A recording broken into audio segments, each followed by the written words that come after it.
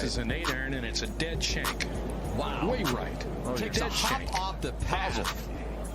You got to be kidding me.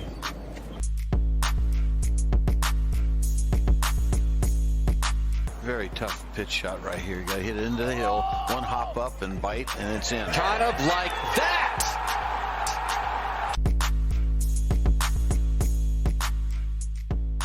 Well, I would like to welcome four-time PGA Tour winner and the man who played in over 600 PGA Tour events. That's actually crazy, like to play that long out there for that period of time. BBC commentator of this great game of golf, Andrew Magee. Thanks so much for doing this. I greatly appreciate it. Well, thank you, Raj, very much for having me. And just fresh off the airplane from Rome, and got plenty of opinions on what happened to the Americans. Not that I know any answers, but I've left disgusted there like 4 different times doing BBC radio. But thank you for having me on a beautiful day here in Flagstaff. I'm have my dogs in the dog park in Arizona, and a beautiful morning. Thanks for having me on. Yeah, no worries. When I say 600 PGA Tour events, is that, like, when you look at from that level, how long you were out there to be that good for that period of time? I guess that's what I'm trying to say. You have to be proud, like, just to have that longevity, to be that good for that period of time.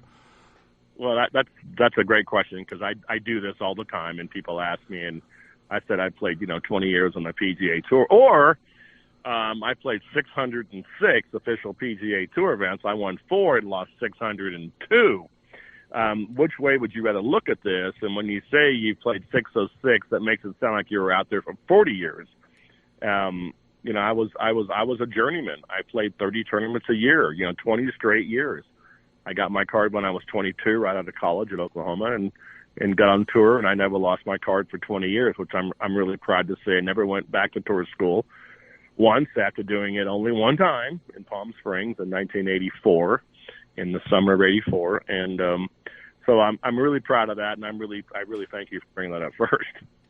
Yeah, I mean, I'm so into golf and realize, like, how hard that truly is, right? And I think too, like, sometimes, like, take our friend Tommy Armour III or Pat Perez or Charles Howell III.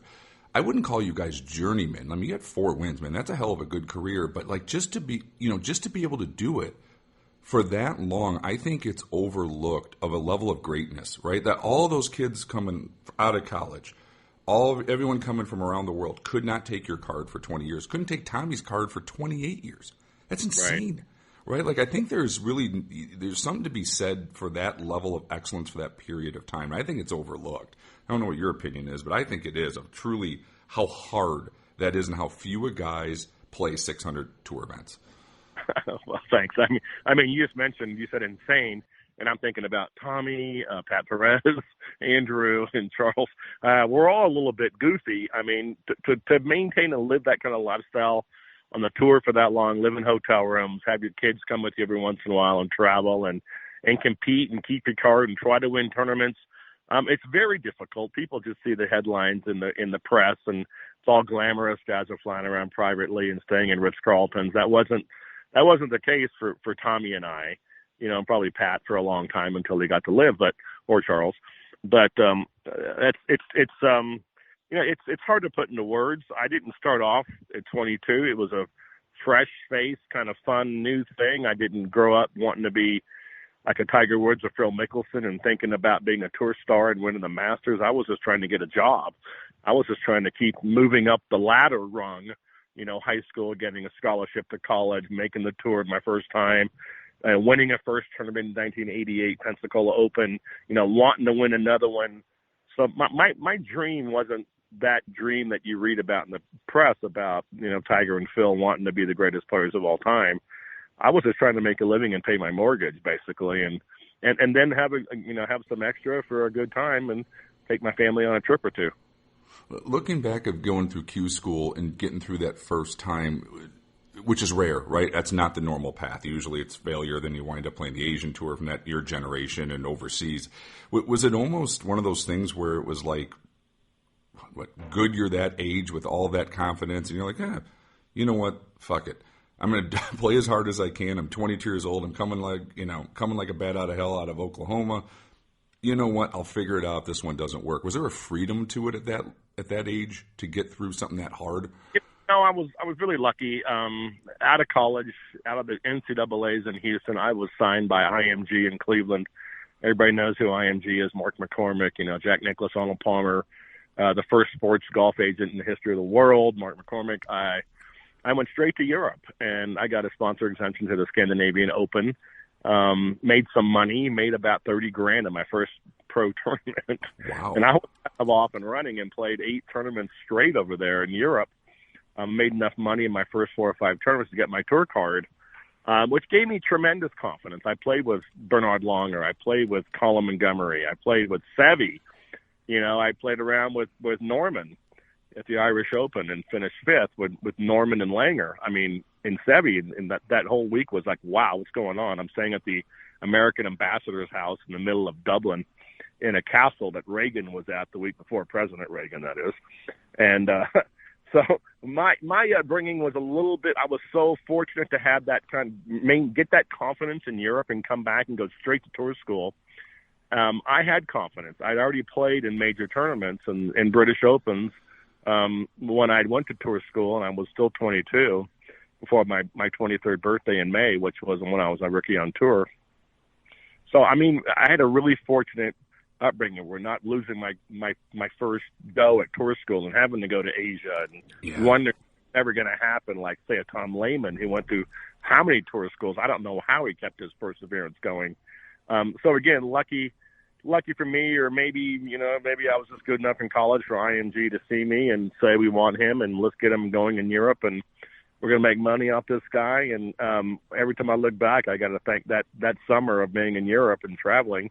I actually was born in Paris, lived in Tripoli, Libya, and spent time 5 years in London, England before I was 11. So I was familiar with traveling worldwide and not scared of it. And coming back to this country, it was like, I'm ready to go anywhere and do anything to play golf and support my family and make some cash. So you were fully exempt after like 5 or 6 events. You played that well. So you had a European tour card as a backup plan. Oh, what a sweet position to be in for a young, hungry pro, right? Yeah. I mean, to know you've got that as your backdrop if needed. I had no plan for all this stuff. I mean, I didn't sit down and write out my plan like you hear about guys talking about their long-term plan, their short-term plan. I was just trying to make another step up the rung of the ladder and keep going and keep my card.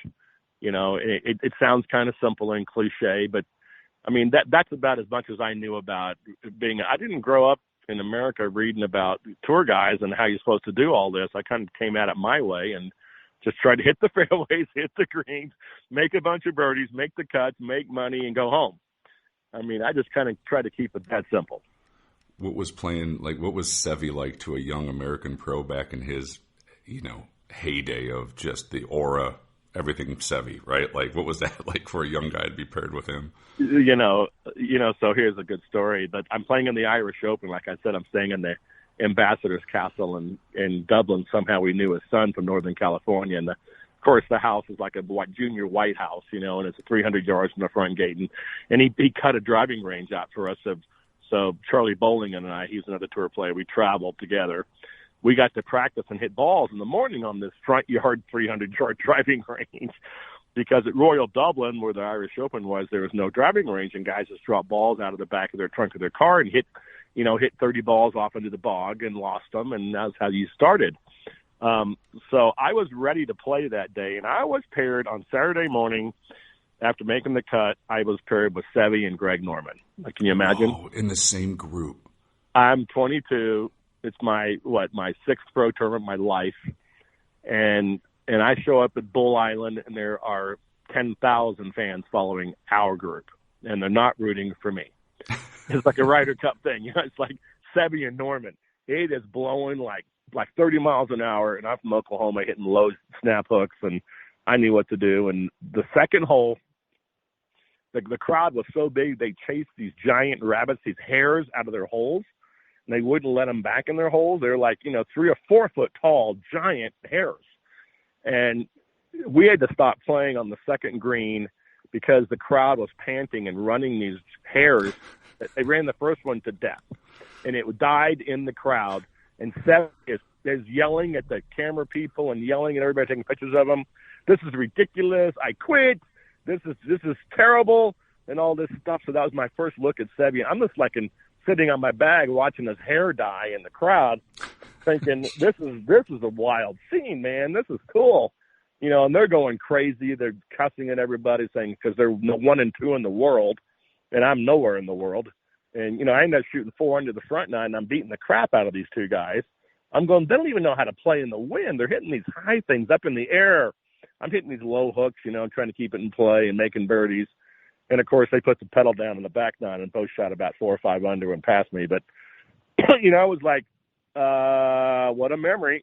I got Seve, and Seve and I knew each other after that, and he actually gave me a chipping lesson, which I still do today. I touch my right finger to the shaft when I'm chipping with a sand wedge around the green, and I still do the same thing that he showed me back in 1984. And I'm a really good chipper. One of the best. He has so many stories, which is strange. Where first off, his short game, seeing it up close, had to be insane of truly how great it was and creative. And then secondly, I've talked to so many touring pros who have the same story you did, that he helped them, right? Like young touring pros that he didn't need to do that, and he would go and do it. He had to be a good soul, right? We might see over here the outside rough and tough. He's not giving an inch to anybody and arguing with Azinger, and he's a hard ass. But it seems like behind the scenes, he was a really, really good human being. That's a great point, because that's exactly the persona he comes through in our press over here, that he hates Americans. Obviously he made the Ryder Cup as for today from 1987 or was that 85? He came over and won at Muirfield the first time the Europeans won on the U.S. soil. But yeah, he actually took some time, and it's great to hear that. And I knew that about Seve. He was a great guy, and who was our Seve on our team? You're right. Speaking of Ryder Cup, they have a Seve who they're inspired by. Ray Floyd was a hard ass, right? Azinger would not give an inch. I don't know if they had the aura of a Seve. Who's our guy? Tiger? Is our maybe greatest. Jack Nicklaus. That they just didn't inspire the crowd like Seve did. Dude, every time I go to a Ryder Cup, it's all Seve inspiration. They have a locker for Seve. Yeah. They had a Seve in the crowd on the first tee. Everything is Seve forever, Spanish flags. Who is our guy? Who do we get inspiration from? I don't think we have it. Well, let's get in. You were there for the Ryder Cup. This is a good transition to get to it because, Jesus, there's a lot here. So we'll break it down. Give me your thoughts from being over there, covering it, doing it, like from 1,000 feet in the air, and then we'll kind of dive in. Well, I'm not going to veer much further than the writers already are here have already done, but we weren't prepared. We We had taken 4 or 5 weeks off, except for a couple of guys that played the Fortinet in Napa, Max Homa, JT, somebody else. I forgot. But, you gotta, I think you gotta play your way into that. You can't take 4 or 5 weeks off and expect to have your game. We lacked, I'm going to use 2 Ps. We weren't prepared. We lacked passion. When they make a putt and stuff, they go down on their haunches and they scream and yell. I don't see us showing that kind of joy.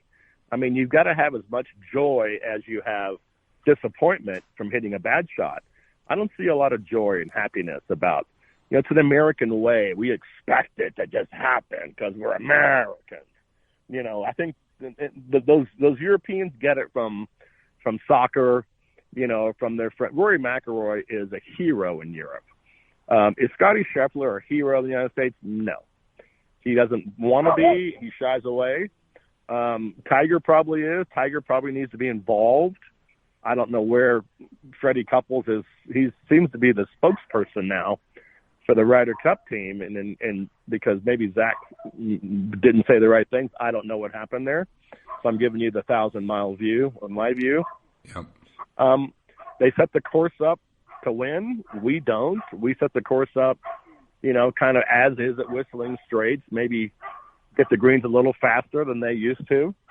There's a lot of factors, but I think it comes down to bigger things that, the clutch putts, the chipping in. That comes from passion and joy and understanding the situation and the team format, which we all go to different motels and hotels on the PGA Tour in the United States, and we don't all have dinner together like they do. We don't all drink beer together like they do because we have too many. We have 20 hotels to choose from. When we all separate, they all stay at 3 places because that's the only options they have on the European Tour, DP World Tour, excuse me. That's an old story. But I think it works a little bit. They like each other. I don't think our guys even know each other very well. So I think there's quite a few factors. Let me counter your argument a little bit. I actually agree with you, but just to make this conversation kind of interesting, like my question would be, you're a professional golfer, right? Like, do I really need to motivate you, or shouldn't you be motivated? Like, I always think like I could captain this team with a geek from MIT who could give me the data. I would have made some different picks based on I know how the golf course is going to be set up. But like Hogan used to do it when he was a captain. I mean, can't you just say, you two are playing together, go play golf. You're a professional. The world's watching. Does the captain need to motivate them? Or, I'm assuming when you were a player and you went and teed it up anywhere, you were ready to go. You were ready to give it everything you had. I'm just wondering, like, the dynamic, like, how important is that captain? Or shouldn't a professional athlete be ready to go and play? Yeah, I agree. That's a great point. The captain can't do much. The captain's a manager, making sure their clothes all fit them and they look pretty and he says the right things in the press. You're exactly right. These guys shouldn't need motivation. I don't like, friends playing with friends because they're friends. Oh no, Scotty Scheffler's got to play with Burns, because they're buddies and they go to church together. Is that a good reason to play? I don't think so. No, 100%. No, it's not. It's not. Oh, Spieth and Thomas, they grew up together. They competed against each other in college. And Ricky Fowler was there. They're all buddies. That's another terrible reason to have guys in your team. I kind of like patriots like Keegan Bradley, who really cares and is really passionate. I think they made a bad choice with Ricky Fowler. He's playing poorly, but he got thrown in there, and everybody's reading right now, Kepka's saying it, that, at least I'm not a little country club boy that's coming in these things. And, Ricky Fowler's got to be pretty embarrassed for having the worst record. Yeah, the captain's picks were not good. If I was going at this knowing that it worked in Paris, like, what the golf course was going to be, right? Like, I didn't have to see it, but narrow, thick, rough, small. Right. So don't you then take, like, Glover, who's just a ball striking Jesse, and the greens aren't going to be fast enough to really, make him go sideways. Keegan, same thing, better ball striker than Sam Burns. You could have thrown DJ in there. To me, the picks just didn't add up. I don't like the buddy system. I don't know if they need a captain that's just not in that fraternity. An outside guy. I don't know, a Theo Epstein from baseball with a math guy, and they're like, "Look, I don't give a shit, but you two are playing together because the math tells me so. Yeah, go do it, right?" And so these picks just didn't make sense, knowing what was coming. Right. Well, Glover's not a great putter. Well, he's a pretty good putter when the greens are rolling at 10, not 14. Sure. Right? Like. So I'm just baffled of how this keeps happening. When, if you know golf, you could see this potential problem coming a mile away, and how do I see it and they don't see it? That's the part I'm confused on. Yeah, that's some pretty good perspective right there. Zach Johnson's not part of the club, so there's that. It's not part of the. There's always a club. There's always a little club with the PGA Tour guys. That right now it's Spieth and Thomas and Fowler and that group that they get every sponsorship deal the PGA Tour brings down the corridor. And it's Davis Love and Jay Haas and Brad Faxon and all those guys back in my time that were part of the PGA Tour. Kind of always got the deals. So Zach Johnson is not really part of that crowd. So, I totally agree with you. I think I would have had Patrick Reed, and I would have thrown the live thing and say, let's play to win and get the best American players. Let's don't keep holding this animosity back. And the Europeans are more animus towards live than we are on this side. But you're right. Dustin Johnson went 5-0 with Colin Morikawa at Whistling Straits. Let's play to win. Let's don't just play to appease the groups and the friends. So, I mean, that's a great point. The captain, obviously, whoever the next captain is, hopefully it's probably going to be Tiger, because we need a heavyweight here to win. But we're going to win at Bethpage because the crowd's going to help. We're going to win. They'll set the course up, and odds are, right? It's getting harder for each team to come overseas and get this thing done, right? The outcome's proving that. It's exactly right. So it's going to keep happening like this. Can we? I think the question is, can we break this 32-year streak now in Europe and go over there with the right attitude and say, fuck this, and let's win this thing. Quit being at all the galas and putting on our bow ties and looking pretty. Let's go to play and win and get dirty and get in their face like they do. We don't get – I mean, finally Joe LaCava, caddy, got in Rory's face on 18. We all saw that. We need more of that. I mean, this is serious stuff that we need to fight to win. We just can't just show up and expect it to happen. I agree. Like think what you will about Patrick Reed. I mean, he can play the heel role or the heel role very well, right? He don't give a shit if people are mad at him. Like, he would be pretty badass to stick out there. It'd actually be a good golf course for him. He's not a bomber, but he didn't need to be a pure bomber over there. Hits his irons well, putts it good. He'd have been. I mean, I know it was never going to happen because it's Patrick Reed and the live thing, but he would have been like a perfect guy to send out there overseas, in my opinion. Right? Like, it could have worked. I mean, he could have been the badass. You got to have some black hat wearing villains. Yes. Who won't take any crap and will just get it in your face. I covered that match at Hazeltine years ago with Rory and Patrick, and that front nine was easily the best golf I've ever seen.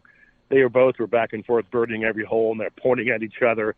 I mean, it was really Ryder Cup drama, and by the eighth hole, they both had made Rory made about an 80-footer, and then Patrick followed up with like a 40-footer, and they shook hands and almost appreciated each other, which was kind of the coolest moment I've seen. But again, you got to have some villains. You can't all be nice guys and showing up and expect to win, because they've got villains. Right. They're kind of dark. They don't care.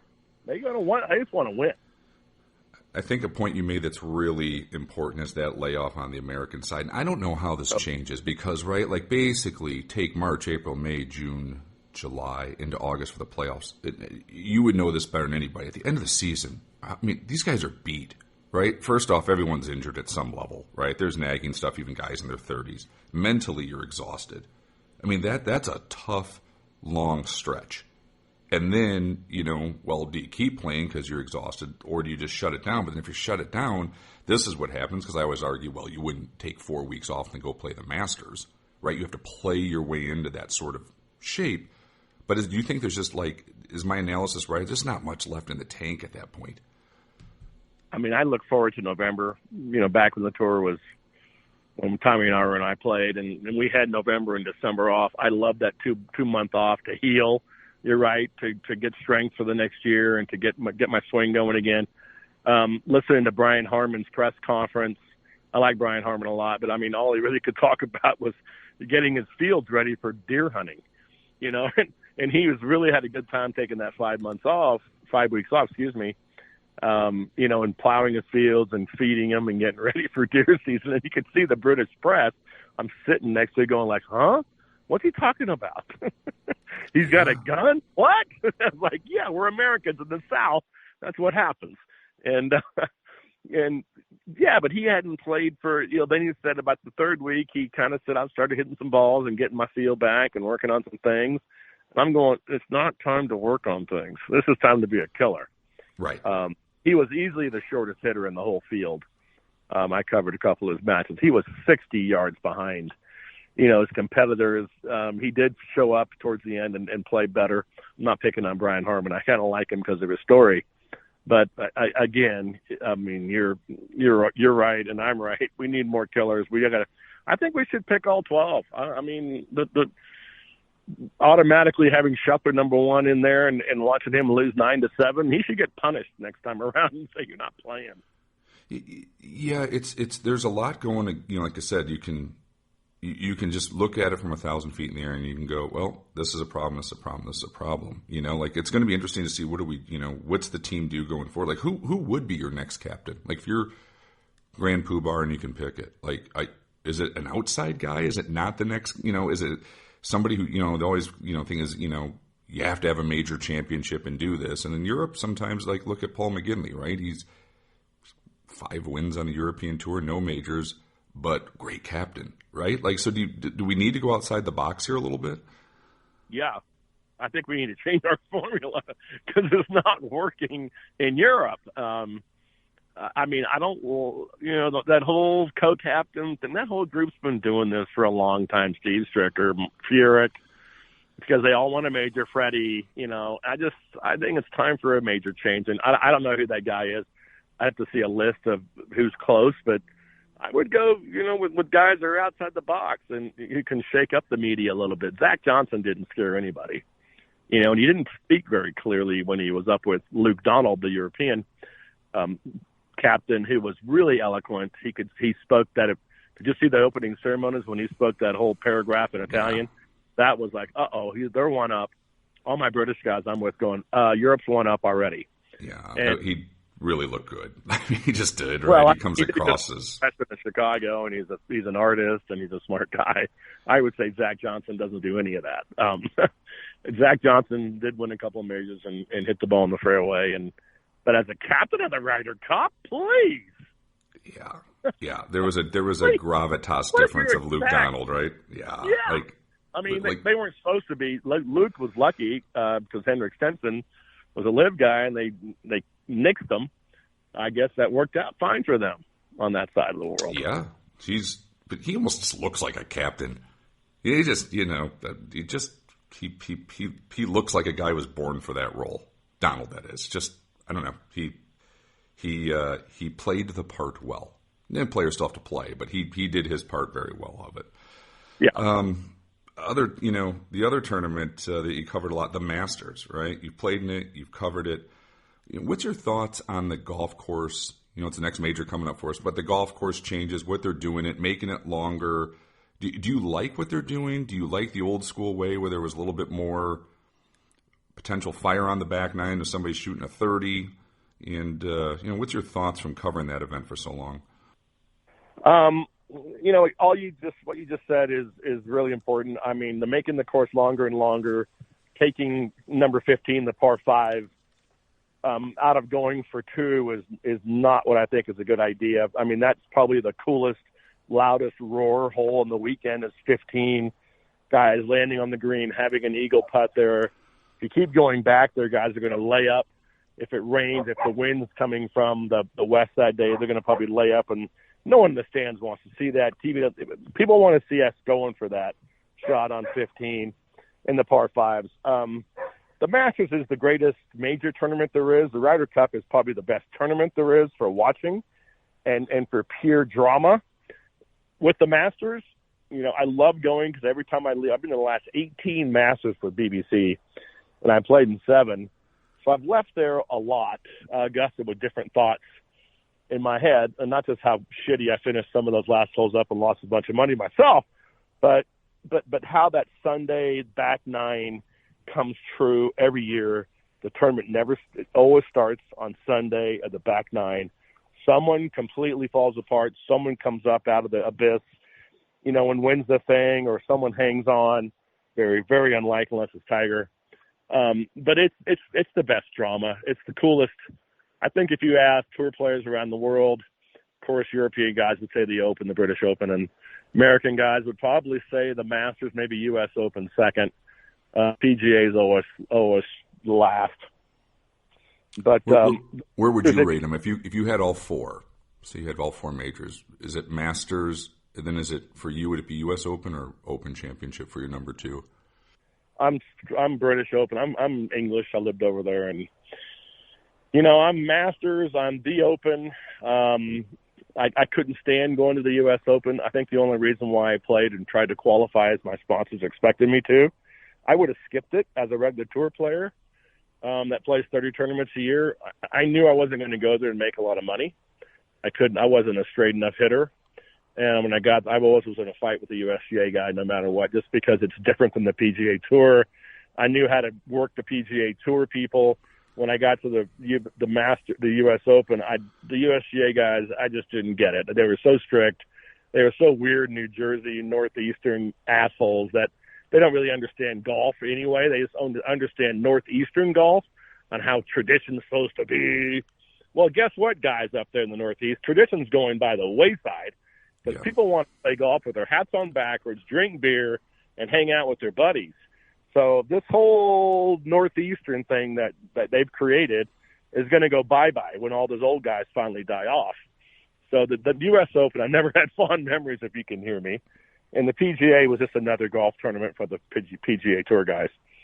So easily Masters, the Open, which you can look at my record and obviously see I finished 7th in the Masters and 5th in the Open. The other two I don't really even look at. You know, the PGA has gotten better, at least from excitement on Sunday, right? Like it's that tournament seems like I enjoy watching the PGA more than the U.S. Open anymore. To be honest, of just some excitement going on. I'm with you on the Open Championship. I was fortunate enough to get to go over and see it for the first time this year because one of our sub-70 tour players off the Korn Ferry Tour got in and got to walk inside the ropes and see it and feel it. It's like, oh, what a tournament. The fans just, you know, they'll applaud a shot to 32 feet because they know it was the proper golf shot. And just being inside the ropes on a practice round is just, you can just feel it. That tournament just feels different. It was incredible. Really was. Well, I mean, the venue. You go into Royal Birkdale. You go into places that are hundreds of years old, and there's history in St. Andrews and Lytham and St. George's and Royal Liverpool and all these places that, you know, Tommy and I have played them all the time. And, there's just a sense of history, I think, there. And, with Tommy's last name and his great-grandfather his grandfather and me living over there being a Magee, they thought I was Irish and I lived there too. And the fans know you. They don't take the time in this country to kind of see who's who. Over there, they know you. And I remember playing a practice round at Troon one year, coming off the green on Tuesday. Like 4 little 12-year-old kids are standing there, wearing their sweaters, and it was a cold, windy day. And I come off the green and I could hear one little boy say, go ahead, tell him. He was really shy, this little boy. And the other little boy said, hi, my name is Andrew Magee, spelled just like yours. He's a little Irish kid. Yeah. And I gave him my driver, my shoes, my gloves, all my golf balls. Yeah, like how cool is that, right? That's that stuff I remember. That kid followed me for 4 straight rounds that week. He brought his parents out. And they thought we were all related because we might be. And those are the kind of things. I remember playing in Doral one time in Miami on the tour, and to speak about me for a little bit because it is my podcast today. I teed off and I made the turn early on like a Saturday, missed the cut, and there was this group of 5 guys there. They were the only guys watching me. And I said, who are you guys? What's going on? Why are you following this group? Because we don't know. We just came in the gate over there. That's where our parking lot was. And we saw you, and you had nice pants on, and we decided to follow you. I said, here's $50. Go over there and buy you guys some beer, and I'll see you later. They followed me for like the next 10 years straight. Yeah, right. Like it's not that hard sometimes for the but like you're still inside the ropes. They're looking up to you. Then when the touring pros actually cooled you, I remember being a kid like that, right? Like. It's a great feeling, right? And it has to be fun for the pro too. Just to do a little something like that, you're going to have fans for life. You do that, a smile and something like that. Those guys got that story forever, right? They're going to follow you forever on that one. Buy some beers on me. Thanks for coming out. It's awesome. Yeah, my goal was, I like pro-ams. I like meeting people. I was far from home. My family didn't travel. I was by myself most of the time. So I'm always looking for friendships, and a lot of those little interventions I had with people ended up being, we go to dinner, I meet their family, and maybe the next year or something I might stay at their place. So, I mean, I'm that kind of affable guy where I like people. I like meeting new people and learning new things and asking my pro-am partner, like, what did you do for your job? That's all you have to say, guys out there who are pros listening. Don't talk about yourself because it's already in the internet if you want to find you. Ask them about them. That's all they want to know. That's all they want to hear. Well, yeah, and sometimes I'm sure you had business relationships that came out of those pro-ams, right? Still Maybe do. some sponsorship, some corporate stuff, right? That's a great connect. I mean, if those guys are out there, they're paying good money. I always thought, too, it's like you hear the stories, and it probably is a little different now, of you hear the story of the pro is just talking to his swing coach and on his phone, and for that night, because there's only 9 holes anymore, doesn't, make it or give the people in the group everything they kind of want to see. It's a little bit of help and maybe a tip and a funny story. Like, to me, it's that happens. It's like the pro sort of is, how do you, all of you guys, your generation, the guys before you, they built what that is. And a part of that is just the relationships with the fans and the guys who come out and the corporations that sponsor stuff. Man, I think you owe it to those fans to show them a really great 9 holes of fun. I agree. I totally agree. I would say that's not the PGA Tour, the golf pro mentality. Once they make the tour, it's really about them and you by themselves, and it's kind of a jealous. You have to be kind of jealous. I think I fought with that. I wasn't jealous of myself and enough to just want to be, maybe jealous is the wrong word, and that's the right word. To give. Most guys won't give. They won't give that little bit of time in the pro-ams, and those guys are paying the purse that week, and I don't think most of the tour players even care. I know that. I would say, in mid-tournament, they should dry up the purse and see what happens with the guys. No, you're only getting paid half this time. You going to still be here, or are you going to leave? How are you going to feel about this? What's going to happen? The whole, now that we're seeing this Ryder Cup thing with Schauffele's father, Stefan, talking about getting paid, I'm like, oh no, this is going to get worse. Yeah, well, that's been in the 20 years in going, right? Does eventually that come to that's a whole nother discussion of, where does this one go? Then eventually do you have 4 guys who should be on the team go on strike, and then it, does it fuck the whole thing up? And I don't know, right? I could see this coming, though. It's getting more and more mainstream of talking about, the process. When the PGA Tour still makes good money off it for the retirement account, so I don't know. I think they do well enough where you can give 1 week back to the PGA of America, the European Tour, right? You can do it for a week. You can do it for a week. You and I agree. If you do it every year, you play the President's Cup. I get it. I think the pressure those guys are under in the Ryder Cup, I just walk that thing every day. Taking the abuse from the fans. I don't know, man. I think I'd want a little cash in my pocket for all that effort, but I don't, that's just me right now after that last weekend, and wearing the American flag just isn't enough for Americans anymore, I guess. We just don't have enough patriotism on our side, and I just think we're in a weird place. Yeah, it'll be interesting how it plays out. The other thing that's going to be interesting how it plays out, and I just had Brendan DeYoung on the podcast last week, and he didn't have a great answer. He doesn't generally know, even though he does media work and stuff too, is how does this live thing eventually play out with the PGA Tour? Like, how do you have any concept of how this comes together? Because I think it's got to come together. I think, I was out at the LIV event in Chicago. I had a great time. Like, it was fun to watch. I enjoyed it. It was like a party and golf went out. So it's like, and I'm kind of like you on the non-traditionalist side, like brought my wife out on Saturday. We had a blast. I took some shit on social media, which surprised me because I thought this was, over now that they both basically said we're working on coming together. Which was still kind of, like I said, I was surprised at that, but it is what it is. But how do you think this plays out? If you could forecast as best you could.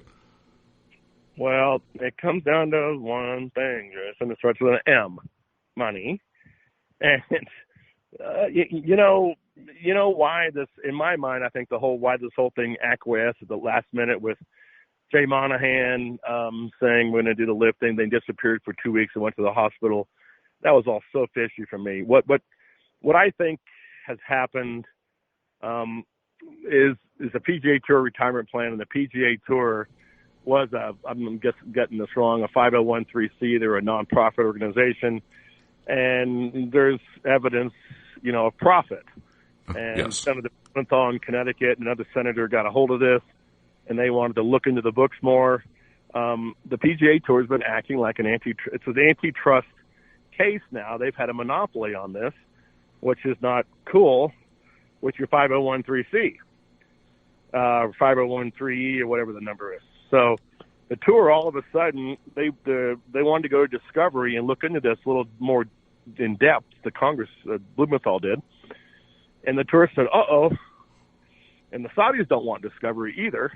No. They decided to go with the deal. I'm like, oh, that was fast. They just all got caught. They all got caught in the cookie jar, and they had to come up with a little plan here. And who's going to turn down billions of dollars? If you're a business guy, and now that they're a nonprofit, you can't. And so now here we go. And I think it's I kind of got a kick out of MBS's Saudi leader guy's comments a couple weeks ago. Yeah, we sports wash. What do you want to do about it? Come at me. What do you want to do? You want my money? I was like, holy crap, that was aggressive. Let's see what happens. People are all going to go and get their money. I don't care what sport there is. They're going to go to Saudis. They're going to say, sure, we'll sponsor that league. Yeah, there's just too much money to be made. I don't see how it doesn't get done. I don't know if LIV continues. Does that become, I don't even call it a different name, but is there then a world tour, for lack of a better word, that goes all over the world? Like the Sydney, that event was huge. And then the PGA Tour and DP World Tour are some sort of a relegation thing for European football where you have to somehow qualify to get on that team, and then that's even elevated above the PGA Tour now, and there's relegation back down. I can't picture the LIV thing going completely away. It's not going to be called LIV.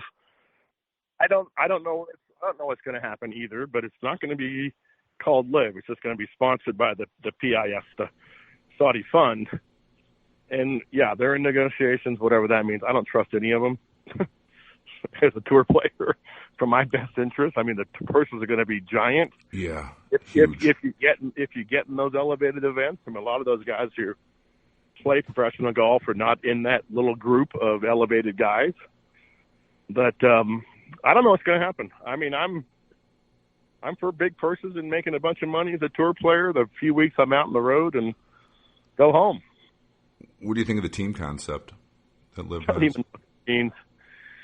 I mean, I kind of have a clue, but I don't think anybody cares about the team concept. That's just going to go away. And it's an individual sport. I mean, like the Ryder Cup. It's, oh my God, bad captain. My partner was no good and blah, blah, blah, blah, blah. It's up to you to hit a shot, man. It's up to you to hit the fairway. It's up to you to hit the greens. It's up to you to make the putt. Nobody else can do. That's golf. Yeah. Yeah, there's some elements from the event, like I said, I really enjoyed the atmosphere of how much fun it was. Like, my wife and I went to the concert afterwards. It was great. Like, that part, the PGA Tour, it's a bit like, the Chicago event's like a miniature version of the waste management idea, right? It doesn't come close to the magnitude of that. But you could see, like, that's what they're trying to do. It's fun. It was fun. We had a really good time.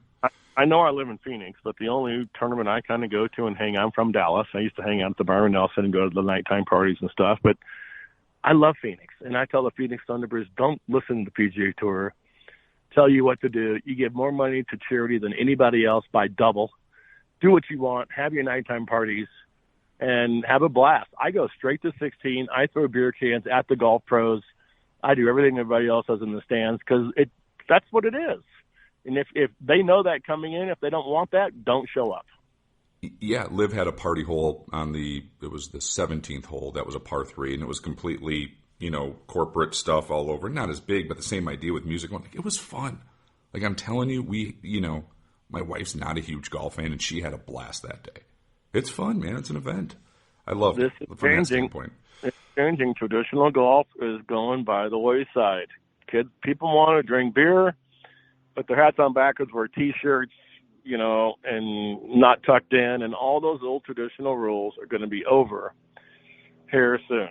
I don't know when, but I think it's just the way it's going to be. I agree. Well, speaking of the Phoenix Open, you are famous for a pretty incredible hole-in-one. Like, you got to take me back. I have to do the one you probably have answered 10 million times, but that was off the putter. I mean, you're famous for that one now, like the hole-in-one on the par 4 at Phoenix. Walk me through this one. Anytime there's a hole-in-one in a par 4 in the world of golf, my phone blows up, Golf Channel calls, I mean, every single time. But for folks out there that don't know, I'm still the only one in PGA Tour history. A lot of people make hole-in-ones and par 4s, but not in an actual PGA Tour event. The Friday of the Phoenix Open, I made a hole-in-one on 17. So what happened is the stars and the sun and the moon had to all be lined up correctly that Friday afternoon. It was trying to make the cut. I teed off in the 10th hole at the Phoenix. I know TPC Scottsdale well. I live in Phoenix. I played there a lot. I started off hot. I was 3 under after 14 holes. The par 5 coming up, I can get home in 2 with a 4-iron into the green. I hit a big drive. I had a 4-iron into the green.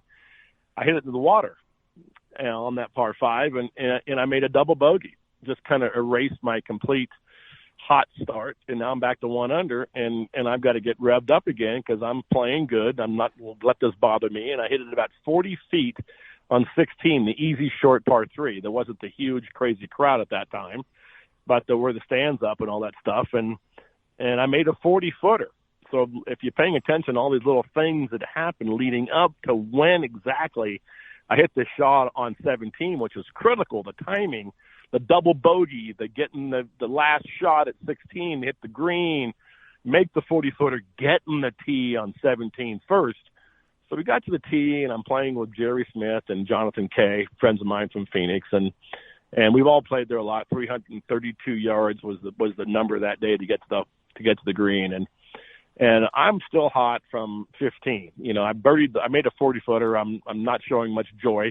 I talked about earlier what you should when you make a birdie.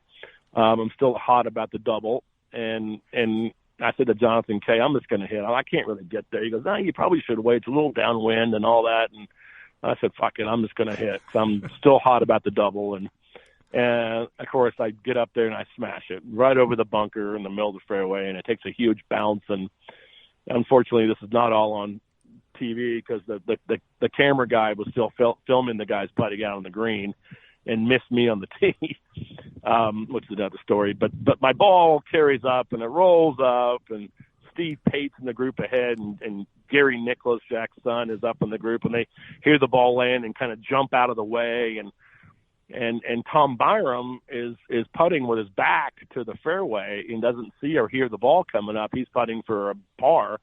He was playing terrible, and the ball went around his left foot, apparently, because there's not real clear evidence on what happened, and he doesn't really recall either. And as he was taking a practice stroke from about 8 feet, his putter hit my ball coming around his left foot squarely and rolled right in the hole. Lo and behold, I didn't have a clue what happened. Some people cheered up on the green. My dad was up kind of on the green waving his arms, and some of my buddies were waving, and I'm thinking, what? Did I just hit some guy and get a penalty, or what happened? I have no idea. And a tour official came straight down the fairway in his golf cart, stopped in front of 17T, and he gave me the touchdown sign, 2 arms up in the air. I'm going like 6. That's great. I made a 6. How did I make a 6? You got to let me drop first, and then I get to hit my 3rd from somewhere. What happened? Then he can see me kind of shaking my head like, what? And then he raised one hand up in the air with a finger in the air, 1. I said, does it count? Whose ball went in the hole? He goes, yours. It counts for a hole-in-one. And I'm going like, what?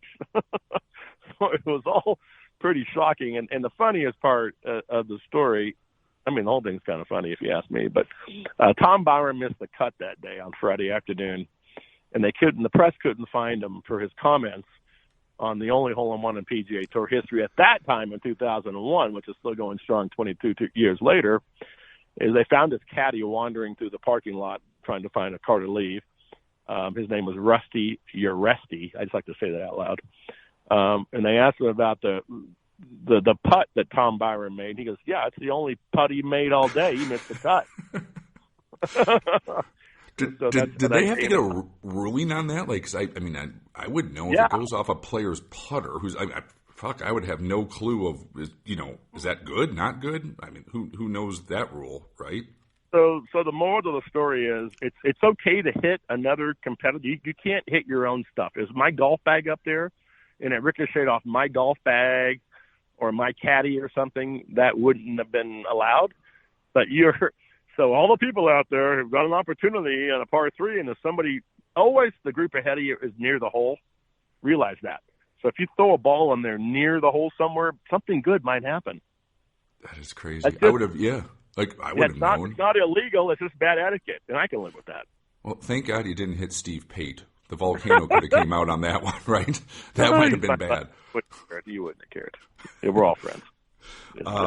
No, it's a great story, right? And still, and by the way, that's 2001 to hit one that fucking far. That's beat back in that generation of golf ball and technology and clubs. You must have knocked the shit out of that thing to get to go 332. It's pretty funny because you're a golf club guy and you know these things, but I'm sponsored by Cleveland Golf, right? And I got a big Cleveland bag and Cleveland head covers and all that stuff. And I'm using a TaylorMade driver. That was Friday. That was Friday after the Thursday count. Okay. So I switched clubs that day because I wasn't driving and go with my Cleveland driver. And so I make this thing with a TaylorMade driver, which I have in my house, and it's written on the bottom, this club's the one that made the hole-in-one. Yeah. And, of course, like that big full-page Cleveland Golf World page. Congratulations to Andrew Magee for making the only hole-in-one with the Cleveland driver. And I'm going like, see how we all do this? Yeah, we all lie. We're all lying. Well, no social media back then, right? You're just going to read what you see in Golf Digest. No harm, no foul, right? Cleveland driver right in the middle of the hole. That's right.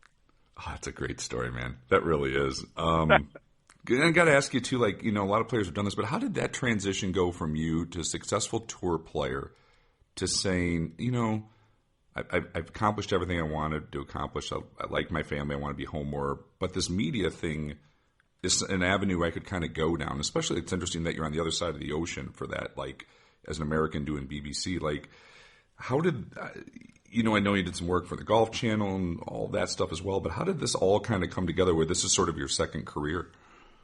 Yeah, I mean that and selling real estate for a Discovery Land Company is kind of that kind of helped me get off tour. Actually, what kind of helped me get off the tour is I had an injury, I had a surgery, and I was off that whole year, and I liked it. My first time in my life since I was 14. I wasn't traveling, playing in competitive events, and after 20 years, and I had a surgery to my right foot, and I couldn't walk or play, and I liked being off the tour. Kind of ruined me for getting back in there. I use the analysis of if you're a NASCAR driver, and you're off a year, and all of a sudden the guy's got new engines and they're going 7 miles faster that next year, and you can't really catch up again to keep up with that circle of drivers. I got back out there and I was like, what did I lose? I lost distance. I lost the new equipment, new pin placements.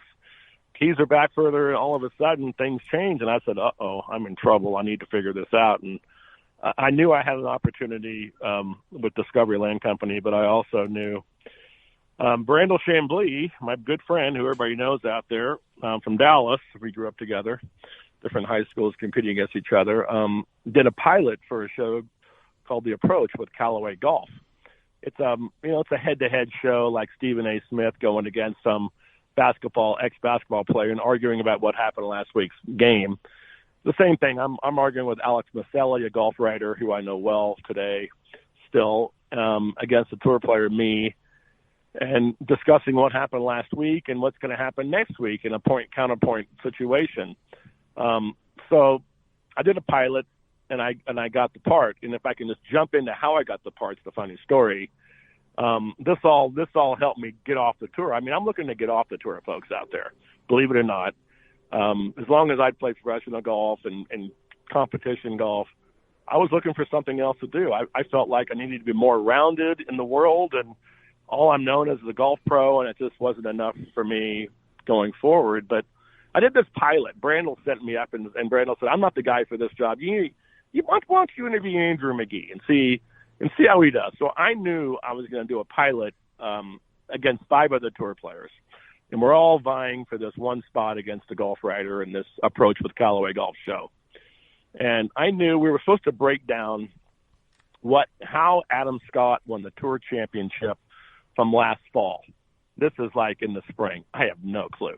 I didn't see a single shot. I have no fucking clue how he won the tour championship, but I know all the other guys, the other tour players I'm going up against are going to go back and they're going to read the transcripts and they're going to look at anything on YouTube and see that Adam Scott hit a beautiful 7-iron on 16 to 20 feet and made this right to left curling putt to take a 1-up lead going into 17 and hit ball on the green and 2-putted to maintain the 1-up lead. Then he ends up on 18 and he hit it 3 feet to capture the tour championship. I'm thinking, I'm not going to say that. I'm going to say something that happens to tour players that people don't really know what happens to a guy when he's on the road for a month. You know, maybe little Jimmy, their son, wakes up with a sore throat and mom can't take him to school, and mom calls the husband. He's about to tee off and says little Jimmy's not feeling great, and you go to the first tee thinking, God, my son's sick. I hope it's not serious, and can I hit the first fairway? Or you get stuck in traffic jam, or you know, going over the Mississippi River Bridge when you're playing in New Orleans, or all these different things. So I came up with Adam Scott showed up at the golf course, I'm going to say Firestone, to win this tour championship, and the breakfast buffet had been torn down.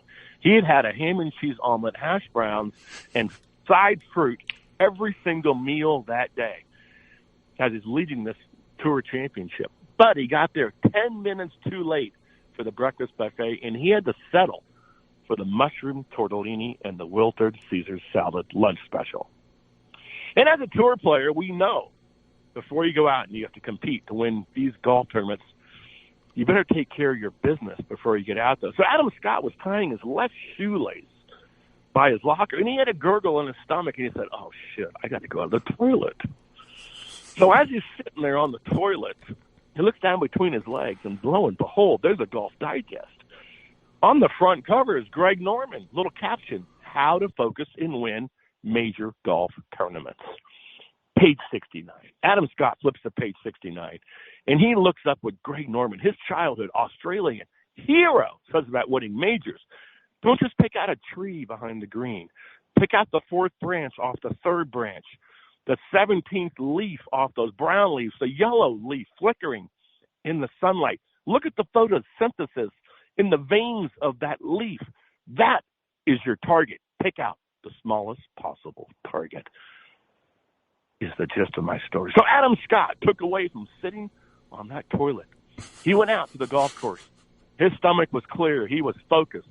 He was ready to win the tour championship, and that's why he won, because he showed up to the golf course 10 minutes too late.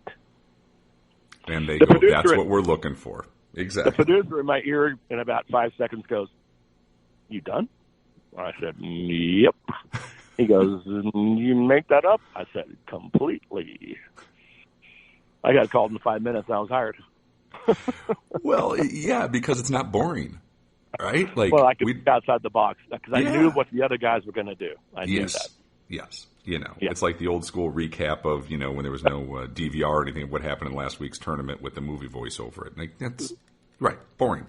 This, you know, that's when media started changing, and, you know, the back and forth made the show. I remember that show. It made it entertaining, right? It wasn't, you know, it didn't feel scripted. It didn't feel corporate-y. It was like good banter back and forth between a tour player and a golf writer.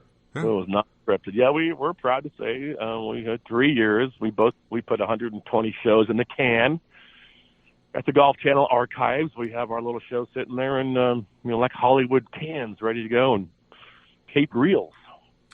I was going to ask you, too, like when you're doing work for the BBC and you're doing live golf, I know it's not easy because there's a producer in one ear and you when to say something, when not. Like, how long did that take you to get really comfortable where you had your rhythm of it and the powers that be are like, Andrew, this is good work? Like, I think it's very hard to make it look effortless, from what I've been told. Well, I mean, it helps that it's BBC Radio. Okay, it's the BBC Radio 5 Live team, who are pretty much celebrities in England, and I have a face for radio. They tell me so. Radio is easier than television because viewers can't see what exactly happens. I can make it up, like I just did. I can tell you something on the radio, and you don't have really any clue what happened, and that's kind of what I'm good at. But I've had 3 different producers at the BBC 5 Live in the last 20 years I've worked for them. And so my current girl, Amy, is so fantastic and supporting my American style. She wants me. I'm the only American in this broadcast. The only American in the room. They like me because I was born in France and I lived in England. I think they think I'm not just an American from Alabama. Yeah. I'm American from Europe, and I'm not so one-sided in my commentary. She's really supportive, and she gets in my ear and she goes, "Be more American. Give me American slang. Don't talk, because it's easy to slip into speaking British, English, Right. using their accents because it's all around me. So I like that, and I can transition into that pretty fast. And like at the Ryder Cups, talk about what those guys are thinking from American perspective. And there's an American flag back there. That give Jordan Spieth any impetus to want to hit the fairway and make this putt? I mean, let's see if Jordan is up for the task. Right. Kind of stuff fast, and you got to be able to wrap it up in a quick little 5-10 second little sentence before the next person tramples on you from the hole ahead of you. So, I mean, you kind of learn it. I probably learned it more from the approach with Callaway Golf from 3 years of having a producer in my ear from the Golf Channel, and knowing what gets cut and what gets kept in there and what not to do and what to say. And you can't say F words. You can't use other words. The British press are much more woke than our guys are. You got to be careful, and it's not hard. It's fun. You can't wait for your turn to be called and to give analysis to what just happened on the green and from an American perspective. And and it's always interesting, and it's always more interesting when it's the Ryder Cup. And it's great when we win. The 4 times we've won in this country that I've been a part of it, and then now the 4 times that we've lost. So I've seen both sides, and it's it's equally as devastating for the European team when they lost at Whistling Straits. I saw their heads hung on the last day when the Americans were spraying champagne and smoking cigars, and now I've seen the other side when the Americans had their heads down walking out of the ceremony at the end with their girlfriends or their wives' hands, and they were leaving, and the European team was celebrating with their soccer chants, and you got to take your hats off and say, this is just golf. This is not a big deal. And we all had a good time here, and we had fun, and everybody, the big boys raised some money for their deals, and they've got TV cash, and everybody's happy. And that's kind of the way I look at it after a couple of days of being furious at the way our guys played. Yeah, it's not life or death. It's a great golf tournament to see, and it is. All the tours made a bunch of money, and the players, put it on their resume, and you know what, we're off season's coming. We'll be ready for next year. Yeah. I got a couple more just quick hitters, and we will get you out of here. I always try to ask a few, a little bit different non-golf questions, but sort of not traditional golf questions. Like, if you were going to grab 3 guys you played the tour with, go play golf somewhere and do dinner and just have a fun-ass night, who you taking and what town you going to? I'm not going to answer that with Ben Hogan and Jack no. Guys you played with, like guys that you like hanging out with. I know where you're going. I know what you got, and it's going to be easy for you to understand this. But I've got my good friends from college years. We all make it on tour with the same guys. We kind of grew up through junior golf and high school golf and college golf and amateur golf. And my buddies are Mark Brooks, who's from Fort Worth, went to the University of Texas. Big game tomorrow for my OU team versus Texas. Willie Wood is a great friend of mine still today. He went to Oklahoma State. Of course, Tommy Armour. I've had probably the most fun on the PGA Tour with in the evening, showing me a different side of Chicago and LA and New York and that I ever knew. And I want to go dinner with those guys and my buddies and tell our stories that we're familiar with. Probably every day. Of course, there's always business guys that are super interesting that played with a guy last week and 2 weeks ago in Portugal that just came back from Kyiv in Ukraine and took a 12-hour train ride to go in and out. He works in cyber to listen to those guys speak of really serious stuff, not just golf, is always really fun for me. But those 3 guys, I think, are pretty good. David Frost was another good friend of mine in South Africa that I spent a lot of dinners with. He had a wine, and we all drank his red wines. But no, it's my buddies who I'm close to from Texas and where I grew up.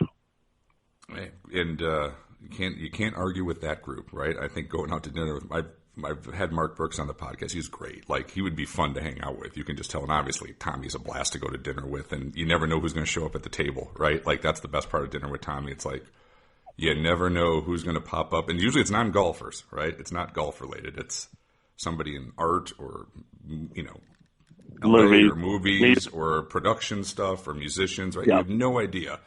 A titan of business, who's going to be at that table that night. But it's always a fun group. It's a blast to go out with Tommy for dinner. I don't even know how the hell I'm in there every now and then, but I'm appreciative of it. That's so good. So I'll just quickly finish. We just went to, we did a lot of evenings out, but we were sitting at the table with Julian Lennon, John Lennon's son. And I'm going, how did I get here? We're wearing suits and ties. The bar we went to opens at midnight in New York. And I'm going like, Tommy, you're amazing. Yeah, dude knows everybody. And it's a fun group to be with. That's what I noticed, too. It's like the group, he does a great job of getting, like, I don't know how he knows this, but the group, if there's 10 of us at dinner, the dynamics of the group works. Everyone's sharing food, stories. Like, it's just fun. Like, it's a fun evening going out with TA. And it's not just, it's also the group that TA brings to the table, per se. Makes it a blast. Yeah. Can I just say one more thing about PA? Because I spent 2 weeks with him, and he's one of my better friends. And people think he's got this reputation of partying and going out and meeting all these great people in Hollywood and the music. And Tommy Armour is a serious golf pro, people. He works really hard at his game. He thinks about the process the next day on the range at night. He thinks about what he's going to work on. He's always bending his clubs and getting his clubs ready for competition. He's excited about competition. He's not waking up thinking about the money. He's not thinking about how much he might make this week. He's thinking about the process of getting ready to play tournament golf, and the money will take care of himself. And he's told me this several times, which kind of freaked me out because this guy spends a lot of money. He needs money. And I've taken a lot away from Tommy Armour when he talks about process and being ready and going to the range and doing your business and getting ready to go kick some ass. That's the real Tommy Armour. I mean, he does have fun, but he's a really fucking serious guy about golf. 100%. And so I wish people out there would listen to that. Well, and you have to think about it, right? He was exempt on the PGA Tour at 50. He made like $1 million at 50. He got better. So you don't think you're busting, and I've talked to him about it too, like, you don't think you're busting your ass if you're 47 years old or 48 or 49 or he could have played the PGA Tour Champions Tour that year. That's how good he still was at 50. Yeah. 50. Like, you're busting your ass. There's no other way around it. Yeah. I was just with him. He's hitting balls on the range. He's working on it. He looks great. He's hitting the ball great. I'm like, shit, because he practices. He loves it. Last match I played with him at Las Vegas Country Club, I got one tee up and one shot aside. So he was playing from like 67 or 6,800. He shot 30 on the front. I was done after 9 holes. I mean, I played like shot even from one tee up, and I just got my ass kicked. It was like the most boring 30 you've ever seen. It's like, a 12-footer goes in, then a 30-footer, then he kind of like, hits a par 5 and 2. And next thing you know, it's 6 under. He's still that good. Short game, putting, all of it. He's still a phenomenal player in his 60s. He keeps his mind. Did you go in the clubhouse and see any pictures that you recognized? At Las Vegas Country Club? Mine. I won in 91 Las Vegas. I have a picture. Anybody that goes there takes a picture of the picture and sends it to me. Oh, look where I am. I said, Las Vegas Country. I know. I will send one next time I'm out there. I know the plaque's there for TA3 of setting the course record. I like that place. Like, it's a cool vibe out in Vegas from that club. Yeah. Like, I dig the vibe out there. Yeah, I want a pile of cash in there and not in a casino. Who can say that? Yeah, Vegas took care of you well on that one.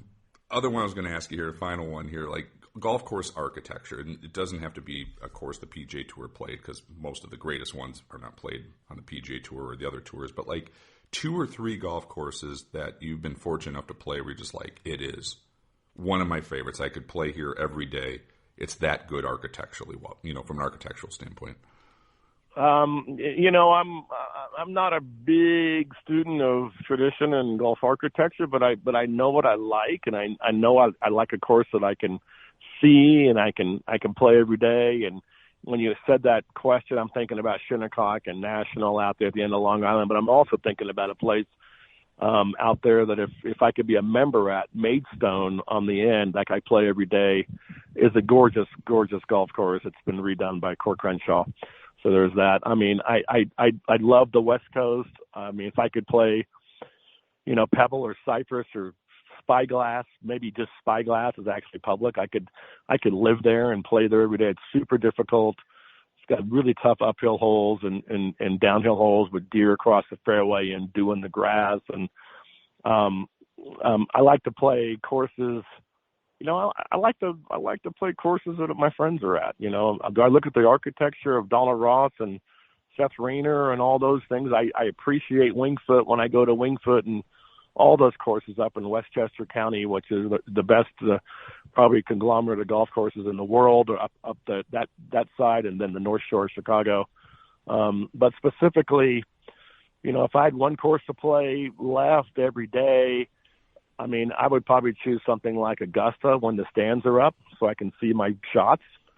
When the stands are down, I played there a couple of times. It's just not the same because I don't recognize things. Yeah. As well. But to go stay in a cottage and hang out at Augusta with the best wine cellar and probably golf and the service is probably my end all be all last place. Well, I don't think too many people could argue with you on that one, bro. Yeah, I like to play Augusta every day and drink really great wine and hang out there. Okay, well, there's a real, a tough life some poor bastard would have to live. Yeah, I play there a lot. It's been great having you on. I've been a fan of yours, for years, right? Because you guys are that generation that I looked up to when I started playing. You and Tommy and O'Meara and that whole generation. So it's so enjoyable for me to be able to have this conversation of today and to be able to get to know you a little bit better. And knew there's going to be some good stories in there as well. So I just want to say thank you, and I truly enjoyed the conversation that we had. So much fun, pal. I really appreciate it. And anytime you want to call, let's do it again. Sounds great. Thank you.